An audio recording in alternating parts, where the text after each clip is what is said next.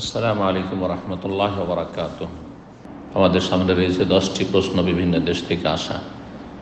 আমরা সেগুলির সংক্ষেপ উত্তর দেওয়ার চেষ্টা করব। আল্লাহ রাব্বুল আলামিন তৌফিক দান করেন সঠিক কথা বলার এবং সঠিক কথা, কোরআন সুন্নাহ ভিত্তিক কথা আমাদের সকলকে মেনে চলা তৌফিক দান করেন। প্রথম প্রশ্ন করেছেন, বলছেন আসসালামু আলাইকুম শাইখ। ওয়ালাইকুম সালাম রহমতুল্লাহ। প্রত্যেক শিশু ফিতরাতের উপর জন্মগ্রহণ করে আমরা জানি, এখন কি সে শিশু সাবালক না হওয়া পর্যন্ত তাকে কাফের বলা যাবে না, কাফের বলা যাবে না, নাকি সেও কাফের হিসাবে বিবেচিত হবে? শিশুদের মাসআলা, আর বিশেষ করে অমুসলিম ঘরে যেসব ছেলেমেয়েরা জন্মগ্রহণ করেছে আর নাবালক অবস্থায় রয়েছে, তাদের শরঈ বিধান, এক্ষেত্রে দুটো দিক রয়েছে। একটা পারলৌকিক বিধান, একটা হচ্ছে পার্থিব বিধান। পরকালে তাদের পরিণাম কি হবে, তারা জান্নাতি না জাহান্নামী, না তাদের পরীক্ষা না হবে, তিনটি মত রয়েছে। কেউ বলছে তাদের পরিণাম হচ্ছে তারা জান্নাতি, যেহেতু তারা নিষ্পাপ আর ইসলামের উপর তাদের জন্ম হয়েছে। আর এক দল বলছেন না, তারা তাদের বাপ মায়ের অনুসারী, সুতরাং তারা জাহান্নামী। আর এক দল বলছেন আল্লাহ রাব্বুল তাদের পরীক্ষা করবেন, এই মর্মে দলিল রয়েছে, আর এই মতটি বেশি শক্তিশালী। বাকি থাকলো প্রশ্নে যে বলা হয়েছে পার্থিব বিধান, দুনিয়াতে অমুসলিমদের নাবালক ছেলে মেয়েরা তাদেরকে কি কাফের বলা যাবে না যাবে না? এই ক্ষেত্রে উলামায়ে কেরামগণ কোরআন সুন্নাহর আলোকে যা বলেছেন তা আপনাদের সামনে পেশ করছি। বিস্তারিত ফতোয়া আমার সামনে রয়েছে। তারা বলেছেন যে কাফেরদের ছেলেমেয়েরা যারা নাবালক অবস্থায় আছে, তারা তাদের পিতামাতার অনুসারী। এটা বিধানের দিক থেকে, হুকমের দিক থেকে, লা হাকিকাতান, কিন্তু বাস্তবে তা নয়। তাহলে হাকিকাত বাস্তব একটা, আর একটি হচ্ছে হুকম, তার বিধান আর একটি। এ হচ্ছে সংক্ষিপ্ত কথা। এই বিষয়টিকে একটু বিস্তারিত তুলে ধরছি, যা উলামায়ে কেরামগণ উল্লেখ করেছেন। যে কথাটি বললাম যে কাফের মুশরিকদের নাবালক ছেলেমেয়েরা তাদের বাবা মায়ের অনুসারী হবে হুকমের ক্ষেত্রে, ফিল আহকাম, আম্মা ফিদ দুনিয়া ফাতহাল মুশরিকিনা তাবউন লিআবাহিম ফিল আহকাম। পার্থিব বিধিবিধানের ক্ষেত্রে যেমন ওয়ারিস হওয়া, বাপ মায়ের তারা ওয়ারিস উত্তরাধিকারী হবে। বিবাহ শাদীর ক্ষেত্রে বাপ মায়ের অনুসারী তারা। এইরকমই অন্য অন্য আরও যেসব পার্থিব মাসাইল রয়েছে, এইরকমই যখন মারা যাবে ফালা ইউগাসসালুন, তাদেরকে গোসল দেওয়া যাবে না, কোনো মুসলিম গোসল দেবে না। ওয়ালা ইউসাল্লা আলাইহিম, তাদের জানাজা পড়া যাবে না।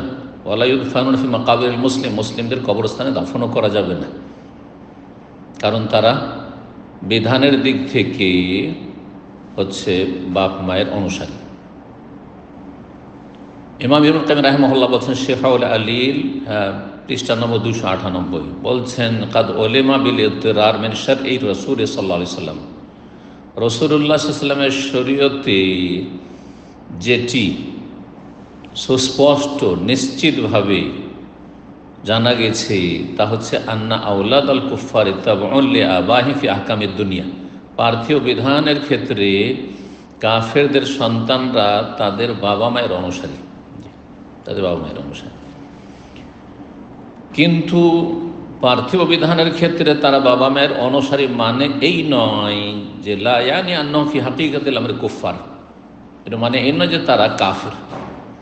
কারণ সহিহ বুখারী 1385, সহিহ মুসলিম 2658 হাদিস রয়েছে নবী সাল্লাল্লাহু আলাইহি ওয়াসাল্লামের কুল্লু মাউলুদিন ইউলাদু আলাল ফিতরা, প্রতিটি শিশু জন্মায় ইসলামী প্রকৃতির ওপর। ফা আবাওয়াহু ইউহাউওয়িদানিহি আও ইউনাসসিরানিহি আও ইউমাজ্জিসানিহি, তার বাপ মা ইহুদি হলে ইহুদি করে দেয়, খ্রিস্টান হলে খ্রিস্টান বানিয়ে দেয়, আর যদি মজুস অগ্নি পূজক হিন্দু হয় তো হিন্দু বানিয়ে দেয়, বুদ্ধিস্ট হলে বুদ্ধিস্ট বানিয়ে দেয়, নাস্তিক হলে নাস্তিক বানিয়ে দেয়। তাহলে প্রতিটি শিশু জন্মায় ইসলামী ফিতরাতের ওপর। এ হচ্ছে শরীয়তের বিধান। এই মর্মে ইমাম ইবনুল কাইয়িম ইমাম ইবনে তাইমিয়া রাহিমাহুল্লাহ বলছেন, ওয়াল ইজমা ওয়াল আসারুল মানকুলাতু আনিস সালাফ লা তাদুল্লু ইল্লা আলাল কওলি আল্লাযী রাজ্জাহনাহু।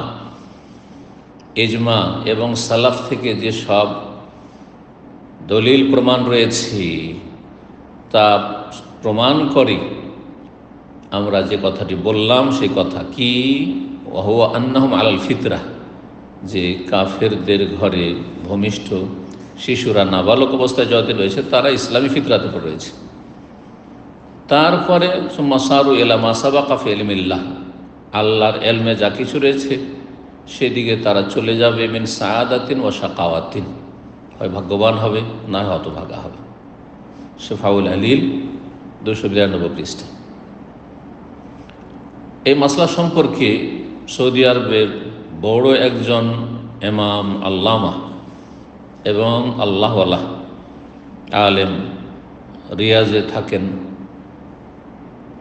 আল্লামা আব্দুর রহমান আল বর্রাক, আব্দুর রহমান নাসির আল বর্রাক, তিনি বলছেন, আতফালুল মুশরিকিনা কুফফারুন হুকমান, মুশরিকদের শিশুরা হুকমের দিক থেকে, বিধানের দিক থেকে কাফের, লা হাকিকাতান, বাস্তবে নয়। ওমান আল কুফরুল হুকমি, হুকমের দিক থেকে কুফরে হুকমি, বিধানগত কুফরি, মানে আন্নাহুম ইয়াতবাউনা আবাহুম ফি আহকামিদ দুনিয়া, তারা তাদের বাবা মায়ের অনুসারী হবে পার্থিব বিধিবিধানের ক্ষেত্রে। কিন্তু এখানে একটি কথা জেনে রাখতে হবে শেষখানে, তা হচ্ছে যে মুসলিমদের আর বিশেষ করে অমুসলিমদের শিশুদের সম্পর্কে বেশি বেশি জিজ্ঞাসাবাদ করা এটা ভালো নয়, প্রশ্ন করা ভালো নয়। এই মর্মে একটি হাদিস রয়েছে, ইমাম আহমদ বিন হাম্বালের ছেলে ইমাম ছিলেন ইমাম আবদুল্লাহ বিন ইমাম আহমদ, কিতাবুস সুন্নাহ 2য় খণ্ড 401 পৃষ্ঠায় এই হাদিসটি নিয়ে এসেছেন। ইমাম ইবনে হিব্বান হাদিসটি নিয়ে এসেছেন, হাদিস নম্বর 6724। ইবনে আব্বাস রাদিয়াল্লাহু তাআলা আনহু থেকে বর্ণিত, তিনি বলেন, লা ইয়াজালু আমরু হাযিহিল উম্মাহ, এটি মওকুফ হাদিস, ইবনে আব্বাস রাদিয়াল্লাহু তাআলা আনহু, এই উম্মতের বিষয়টি সবসময় কেওয়ামান আও মুকারিবান, প্রতিষ্ঠিত থাকবে, মা লাম ইয়াতাকাল্লামু ফিল উইলদান ওয়াল কাদ, যতক্ষণ পর্যন্ত তারা শিশুদেরকে নিয়ে আর তকদির সম্পর্কে বেশি আলাপ আলোচনা করবে না, তকদির সম্পর্কে বাড়াবাড়ি করা আলোচনায়।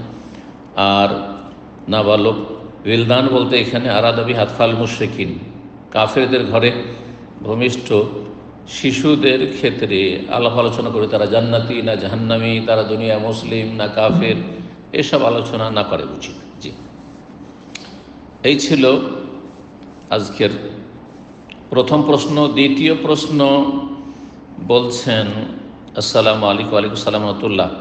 বাংলাদেশে বৃষ্টির জন্য দোয়াতে সবাই এরকম হাত উল্টা পিঠ করে ধরে দোয়া করছে, এর কি কোনো সঠিক নিয়ম আছে? জাযাকাল্লাহ খের। জি, গুরুত্বপূর্ণ একটি মাসলা। এই মাসলা সম্পর্কে একটু বিস্তারিত আলোচনা করি। এই মাসলা সম্পর্কে ওলামাদের দুটি মত রয়েছে, দোয়া সম্পর্কে। তাহলে একটি কথা বলি। একটি কথা হচ্ছে যে সহিহ হাদিস দ্বারা প্রমাণিত যে দোয়ার ক্ষেত্রে কিবলামুখী দোয়া করা মুস্তাহাব এবং 2 হাত উঠিয়ে দোয়া করা হচ্ছে মুস্তাহাব। 2 হাত উত্তোলন করে দোয়া করা, কিবলামুখী দোয়া করা। হাত উঠাবেন কিভাবে? হাত উঠাবেন এই সিনা পর্যন্ত সাধারণ দোয়ায়, এবং দুটোকে খোলা রাখবেন। অনেকেই দোয়া করে এইভাবে বা এইভাবে না, দুটোকে মিলিয়ে, এইভাবে নয়, দুটোকে মিলিয়ে, ওয়ায়াবসুতুহুমা মাজমুমাতাইন, দুটোকে মিলিয়ে রাখবেন এবং খুলে রাখবেন। অবতুনহুমা ইলাস সামা, আর হাতের ভিতর ভাগ, এই যে হাতের তলা, এটা আকাশের দিকে থাকবে। এই মর্মে সুনান আবু দাউদের 1486 নম্বর হাদিস মালিক বিন ইয়াসার বর্ণনা করছেন, আন্না রাসূলুল্লাহ সাল্লাল্লাহু আলাইহি ওয়াসাল্লাম রাসূল বলেছে, ইজা সাআলতুমুল্লাহ ফাসআলুহু বিবুতুনি আকুফিকুম, তোমরা যখন আল্লাহর কাছে চাইবে তখন তোমরা তোমাদের হাতের তলা সামনে নিয়ে চাইবে, হাতের তলার মাধ্যমে চাইবে, হাতের তলা ওপরে রাখবে। ওয়ালা তাসআলুহু বিযুহুরিহা, হাতের ওপর ভাগ দিয়ে চাইবে না, এইভাবে চাইবে না, ইমাম আলবানী রাহিমাহুল্লাহ হাদিসটিকে সহিহ বলেছেন। এই হাদিস সাধারণ দোয়া সম্পর্কে, আর এর মধ্যে একদল বলছেন যে ইস্তেসকার দোয়া শামিল। ইবনে উসাইমিন রাহমাতুল্লাহি আলাইহি এই হাত উঠানো সম্পর্কে বলছেন যে হাতুর ইয়ারফাউ ইয়াদাইহি ইলা সাদরিহি, সিনা পর্যন্ত বুকের সামনে উঠাবে, ওয়ালা ইয়ারফাউ কাসিরা, অনেক বেশি উঠাবে না, একবারে মাথার উপর উঠিয়ে নিচ্ছে। কারণ লিআন্না হাযা দোয়া লাইসা দোয়া ইবতিহাল, সাধারণ দোয়া এটি একেবারে অসহায় হওয়ার দোয়া নয়, আপনার কাকুতি মিনতির দোয়া নয়, যাতে বেশি হাত বেশি পরিমাণ ওঠানো রয়েছে, যেমন ইস্তিসকার দোয়া রয়েছে। আর হাত যে ওঠা ওয়াবসতু ইয়াদাইহি, হাতকে সম্প্রসারিত রাখবে, অবতুনহুমা ইলাস সামাই, আর হাতের ভিতর ভাগ আকাশের দিকে থাকবে, এইভাবে বুকের সামনে, বা অনেকে বলেছে চেহারার সামনে। জি,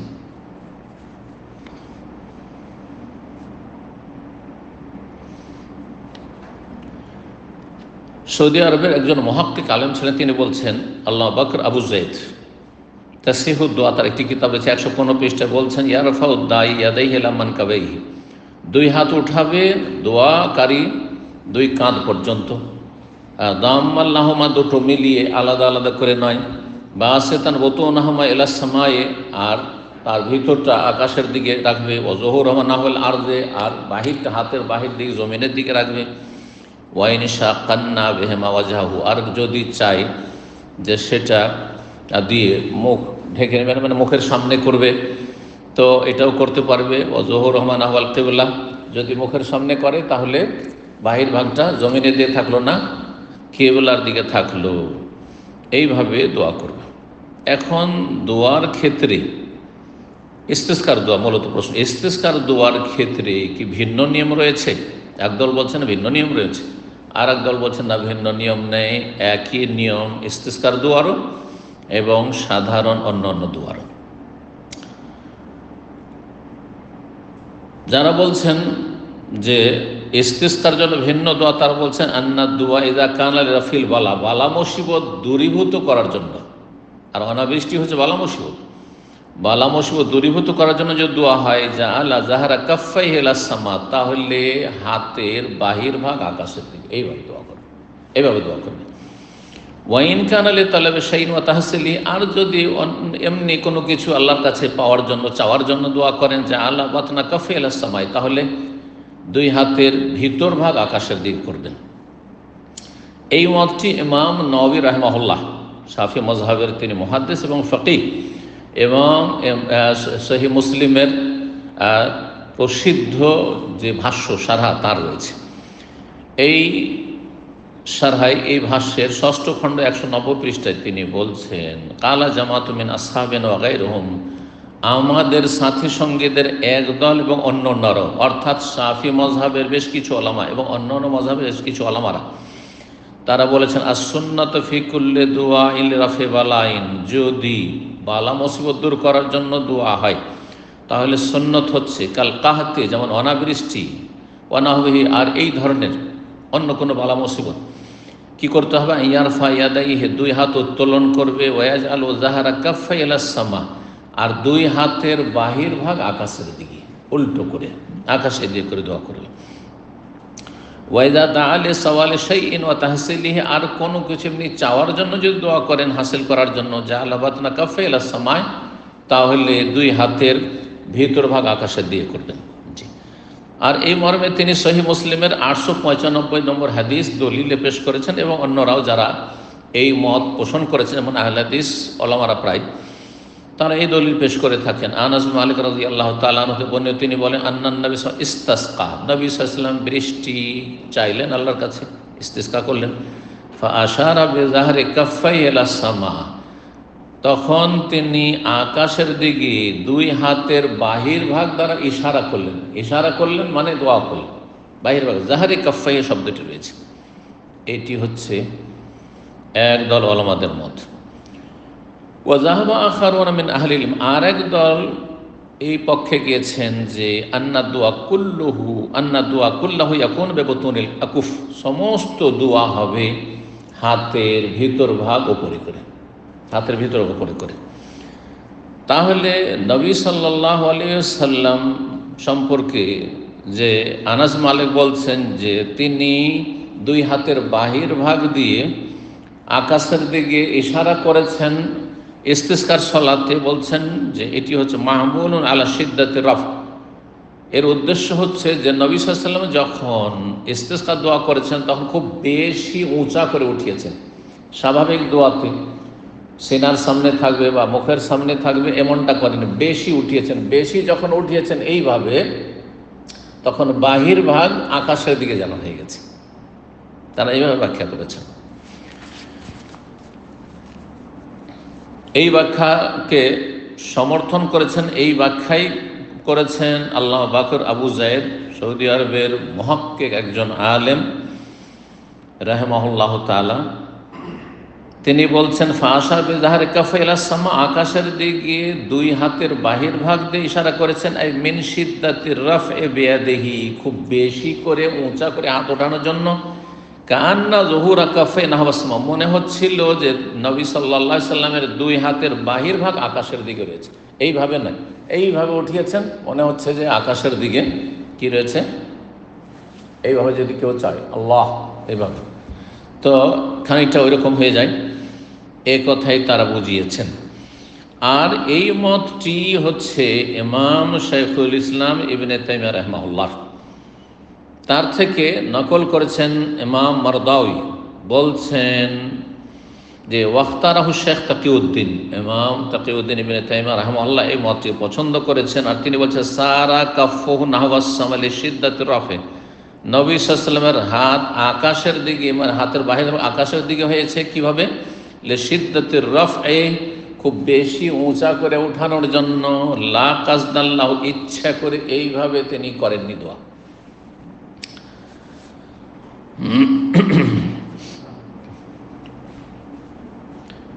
এখন আসি ইমাম শেখ ইবনে উসাইমিন রাহিমাহুল্লাহ কি বলছেন। তিনিও এই মতটি সমর্থন করছেন, অর্থাৎ আরব, সৌদি আরবের সালাফি ওলামাগণ এবং হানাবেলা তারা বলছেন যে স্বাভাবিক দোয়ার মতোই হাত উঠাবে, উল্টো করে হাত উঠাবে না, তবে খুব বেশি করে উঠানোর জন্য মনে হচ্ছে আকাশের দিকে বাহির ভাগ রয়েছে। তাই বলছেন ইবনে উসাইমিন রাহিমাহুল্লাহ, আম্মাদ দোয়া বেজুহুরিল আকুফে, দোয়া করা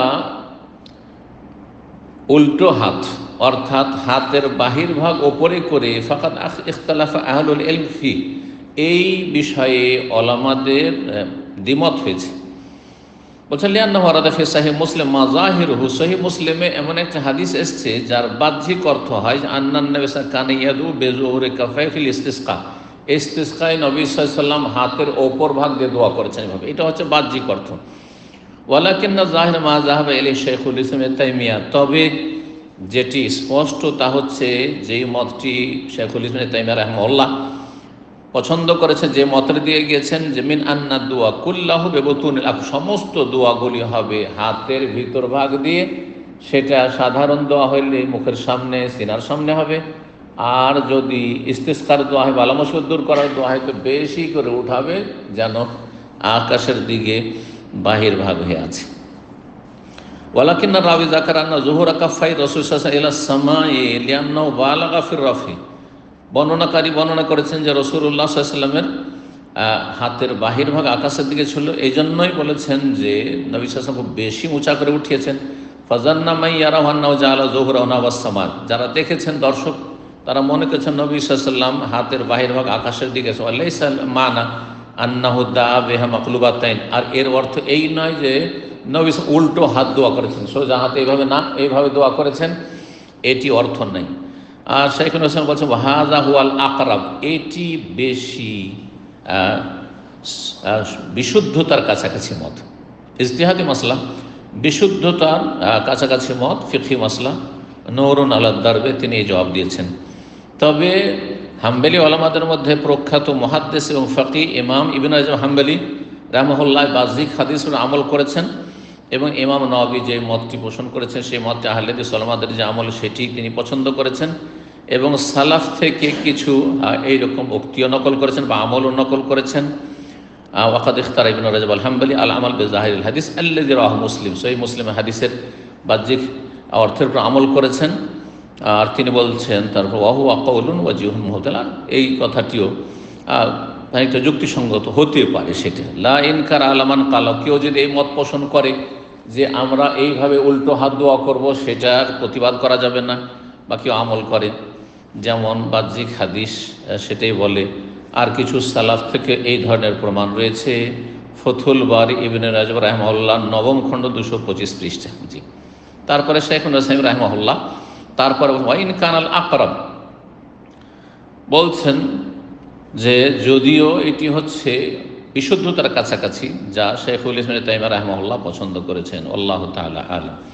তো এখানে গুরুত্বপূর্ণ দুটি প্রশ্ন ছিল, যে প্রশ্নগুলির উত্তর দিলাম। তৃতীয় প্রশ্ন করেছেন যে মহিলারা কি বিনা মাহরামে হজে আসতে পারবে? না, জায়েজ নয়। রাসূলুল্লাহ সাল্লাল্লাহু আলাইহি সাল্লাম হজের সফর হোক অথবা অন্য কোনো সফর হোক, স্পষ্ট হাদিস রয়েছে সহিহ বুখারী মুসলিম প্রত্যেকটি হাদিসের কিতাব প্রায় হাদিস রয়েছে যে ওয়ালা তুসাফিরুল মারআতু ইল্লা মাজি মাহরাম, ওয়ালা তুসাফিরুল মারআতু বিদুন মাহরাম, বিনা মাহরামে স্বামী অথবা এমন সাবালক পুরুষ যার সাথে স্থায়ীভাবে বিয়ে হারাম, সে হচ্ছে মাহরাম। যার সাথে অস্থায়ী বিয়ে হারাম, সে মাহরাম নয়। যদি বিনা মাহরামে চলে আসে তাহলে কি হবে?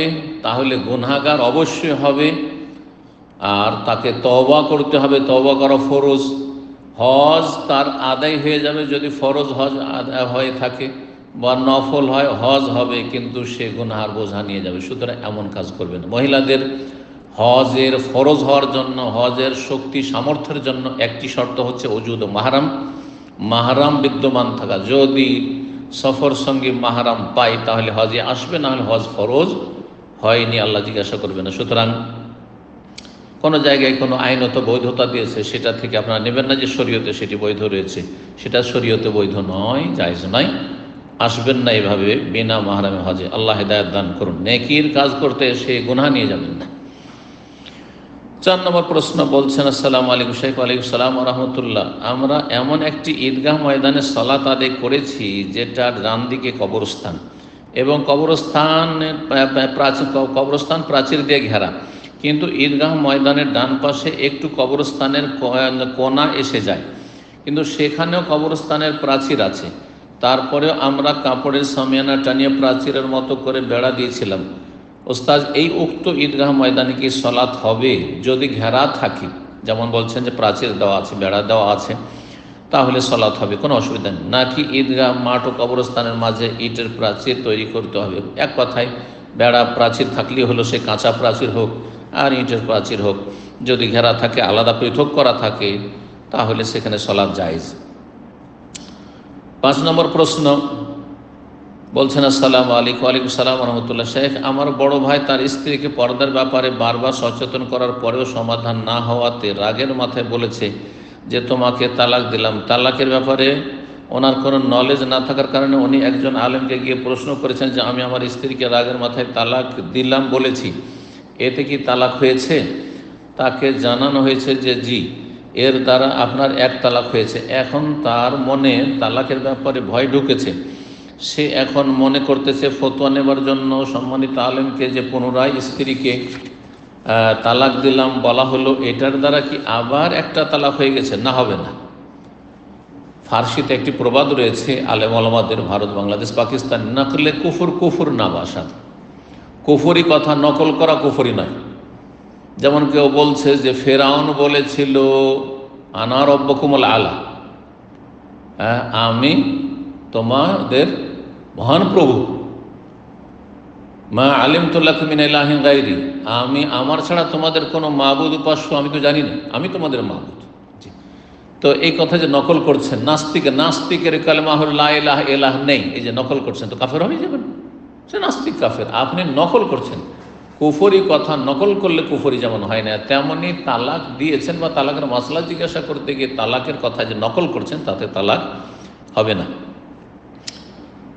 বলছেন, সার কথা হচ্ছে ফতোয়া জানার জন্য আলেমকে যে পুনরায় স্ত্রীকে তালাক দিলাম বা তালাক দিলাম বলেছে, এইভাবে বলার কারণে কি আবার আরেকটা তালাক হয়ে গেছে না হয়নি, সেটা জানতে চাচ্ছি। তার নিয়ত তো ছিল এভাবে বলার দ্বারা তালাক হয়েছে কিনা সেটা আলেমের থেকে জানতে চাও, যেমনটা বললাম যে এতে তালাক হয়নি। আর দিন সম্পর্কে জ্ঞান অর্জন করে যে কোনো পদক্ষেপ নেবেন, তালাক দেবেন সে সম্পর্কে আগে জানবেন, তারপর ঠান্ডা মাথায় তালাক দেবেন। 6 নম্বর প্রশ্ন বলছেন, আসসালামু আলাইকুম ওস্তাদজি। ওয়ালাইকুম আসসালাম। আমার প্রশ্ন হলো, অনেক আহলে হাদিস ভাই জামাতে ইসলামী এবং ইসলামী ছাত্র শিবির করে, এরা আহলে হাদিস নয়, আহলে হাদিসের ঘরে জন্মেছে কিন্তু এরা আহলে হাদিস নয়, এরা বিভ্রান্ত। এদের মধ্যে খারেজিদের লক্ষণ রয়েছে, চরমপন্থীদের লক্ষণ রয়েছে।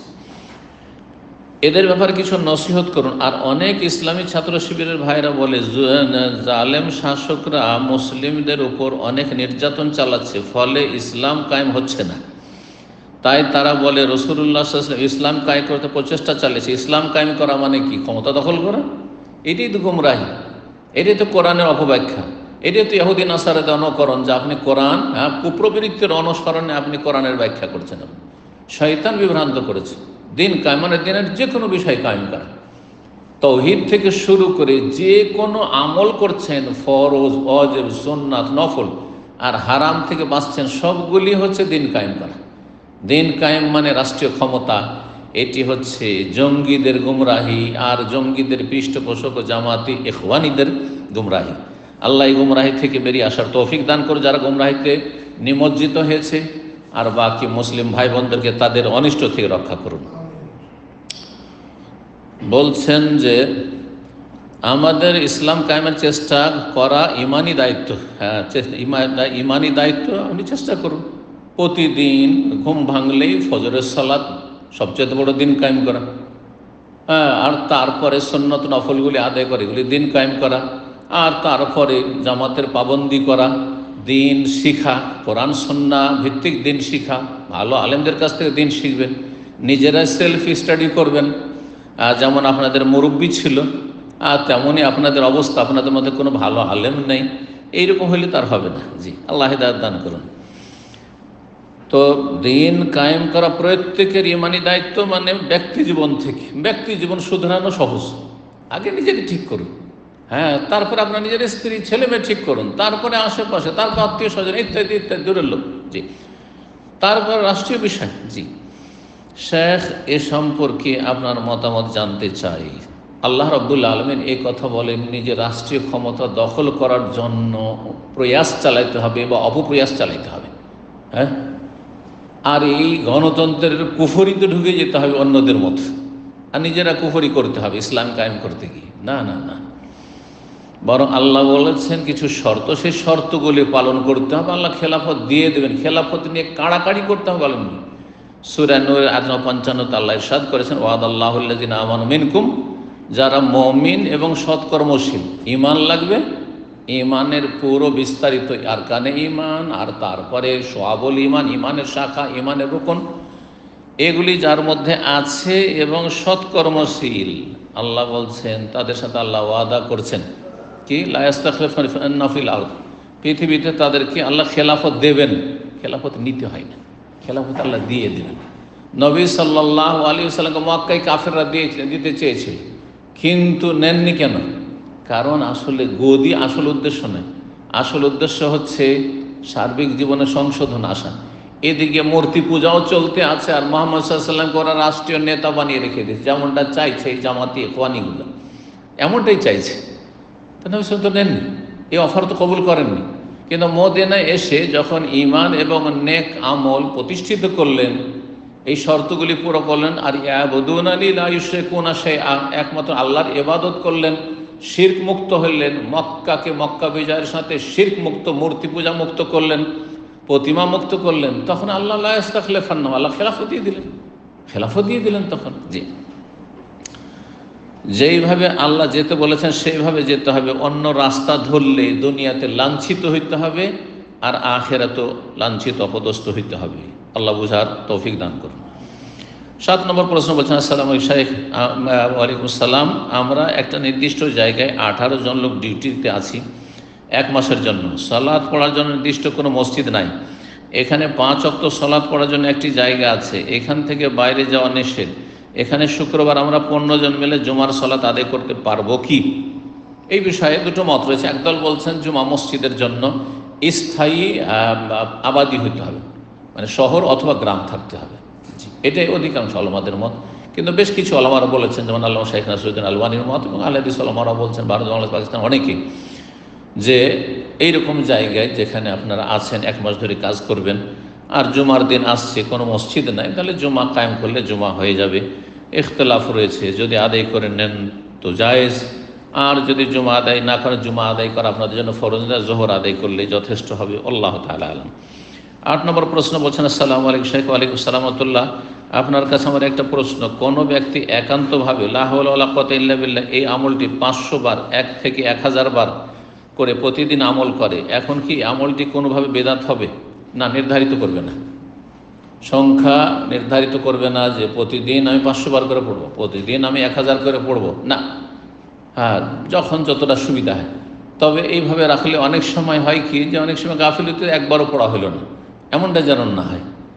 কোনো দিন 500 পড়লেন, কোনো দিন 100 পড়লেন, কোনো দিন আপনি 600 700 পড়লেন, কোনো দিন 1000 পড়লেন, অসুবিধা নেই। কিন্তু যদি আপনি একবারে ধরা বাঁধা সংখ্যা, প্রতিদিন আমি 500 বার করে পড়বো, প্রতিদিন আমি 1000 বার করে পড়বো, তাহলে এটা ধীরে ধীরে কি হবে, বেদাতের আকার ধারণ করবে। আর যারা আশেপাশে জানবে বা শুনবে তারা মনে করে এটাও মনে হয় সুন্নাত। যারা বেশি জানে ইসলাম সম্পর্কে, ওদেরকে ফলো করে যারা কম জানা লোক, যখন আপনাকে দেখবে যে আপনি বেশি আমলকারী আর আপনি এই আমলটি করছেন যেটা সুন্নাত নয়, হয়তো কোনো রকম জায়েজ হইতো, কিন্তু ওইটা দেখা দেখি তারা এই বেদাত শুরু করে দেয়, সমাজে এই বেদাতই চালু হয়ে গেল, বেদাত চালু হয়ে গেল, এই আশঙ্কা রয়েছে। সুতরাং এই সংখ্যা প্রতিদিনের জন্য নির্ধারণ করবেন না। 9 নম্বর প্রশ্ন, আসসালামু আলাইকুম শেখ। ওয়ালাইকুম আসসালাম ওয়া রাহমাতুল্লাহ। পালক সন্তানকে যদি কোনো মা তার দুধ পান করান, তাহলে কি সে তার সম্পদের ওয়ারিস হবে? জাযাকুমুল্লাহ খাইরান। দুধ পান করালে মাহরাম সাবেত হয়, মাহরাম প্রমাণিত, অর্থাৎ তার সাথে এবং তার যে নিকট আত্মীয় যারা, যেমন দুধ বোন, যে দুধ পান করেছে তার মেয়ে দুধ বোন হইল, এইভাবে বিয়ে শাদী হারাম হয়ে যাবে। আর মাহরামের সাথে যেমন সফর করা যায়, মাহরামের বিধান, সেই বিধানগুলি প্রযোজ্য হবে, কিন্তু ধন সম্পদের একটা পয়সার ওয়ারিস হবে না। দুধ পান ধন সম্পদের উত্তরাধিকারী হওয়ার মাধ্যম নয়। ধন সম্পদের ভাগ পাওয়ার জন্য হয় বংশীয় সম্পর্ক থাকতে হবে, আর না হলে বৈবাহিক সম্পর্ক থাকতে হবে। বংশীয় সম্পর্ক না হয় বাপের, বাপের বংশের, মায়ের, না হয় বিয়ে শাদী, স্ত্রী স্বামীর, স্বামী স্ত্রীর ভাগ পাচ্ছে। আর আরেকটি আছে যেটা হচ্ছে ওয়ালা। ওয়ালা মানে হচ্ছে ওয়ালাউল আতাকা, যদি গোলাম আজাদ করে। সে মশলা আজকাল প্রয়োজন নেই, কারণ গোলামের যুগ নেই। সুতরাং আবার বলছি, দুধ পান করালে ধন সম্পদের কেউ ওয়ারিস হবে না, একটা পয়সা পাবে না। ধর একটা ছেলেকে দুধ পান করেছেন, আর একটা মেয়ে আছেন, আপনার মেয়ে অর্ধেক পাবে, কিন্তু আপনার এই ছেলেটা যাকে দুধ পান করেছেন আর দুধ সন্তান বলছেন, সে একটা পয়সা পাবে না। তবে তাকে ওসিয়ত করতে পারবেন, ওয়ারিস হবে না, মিরাজ পাবে না, কিন্তু ওসিয়ত করতে পারবে। ওসিয়ত খুব বেশি 1/3, 3 ভাগের 1। তাহলে একটা মেয়ে ধরেন আছে অর্ধেক, 2 মেয়ে আছে 2/3, কিন্তু একটা ছেলেকে দুধ পান করিয়েছেন, আর দুধ পান করার বয়সে 2 বছরের ভিতরে হইতে হবে, যখন মূল খাদ্য হচ্ছে তার দুধ, তো সে কোনো কিছুর ওয়ারিস হবে না, তবে তাকে ওসিয়ত করতে পারবেন, যেমন অন্যদেরকে ওসিয়ত করতে পারবেন। 10 নম্বর প্রশ্ন, সর্বশেষ প্রশ্ন, বলছেন, আসসালামু আলাইকুম শেখ। ওয়ালাইকুম আসসালাম। মসজিদে না যেতে পারলে মহিলারা বাসায় ঈদের নামাজ পড়তে পারবে এবং কত রাকাত পড়তে হবে? এই বিষয়ে ওলামারা ইখতিলাফ করেছেন। করোনার সময় মাসলা খুব বেশি আমাদের কাছে এসেছে এবং সেই সময় আমরা এর উত্তর দিয়েছি। একটি মত হচ্ছে যে 2 রাকাত পড়ে নেবে, 2 রাকাত পড়ে নেবে, একা একা পড়ে নেবে। কেউ বলছেন যে যদি আরও মেয়েরা থাকে বাড়িতে, ধরেন আছে মা আছে, মেয়েরা আছে, বৌমার আছে, তাদেরকে নিয়ে একসাথে জামাত করে তারা পড়ে নেবে বাড়িতে। কিন্তু আমাদের দেশে যে মসজিদে মহিলারা জমা হয় আর মহিলাদের ইমামতি এক মহিলাই করে, আর পুরুষরা ঈদগাহে চলে যায়, এটা জায়েজ নয়, এটা বিদআতি তরিকা, এর কোনো প্রমাণ নেই, সালাফ থেকে কোনো প্রমাণ নেই। তবে এইরকম মত সালাফ থেকে চলে আসছে যে 2 রাকাত সালাত পড়ে নেবে যারা যেতে পারলো না, ঈদগাহে যেতে পারলো না। আসল হচ্ছে মহিলারাও ঈদগাহে যাবে এবং সেখানে তাদের ব্যবস্থা থাকবে, কিন্তু ব্যবস্থা যদি না থাকে 2 রাকাত পড়ে নেবে। আরেকটি মত হচ্ছে 4 রাকাত পড়ে নেবে, আর একটি মত হচ্ছে পড়বে না, কিন্তু পড়ে নেবে 2 রাকাত। এর ওপরেই আমল করাটা ভালো হবে। আল্লাহু তাআলা আ'লাম। ওয়া সাল্লাল্লাহু আলা নবিয়িনা মুহাম্মদ ওয়া আলা আলিহি ওয়া সাহবিহি আজমাইন।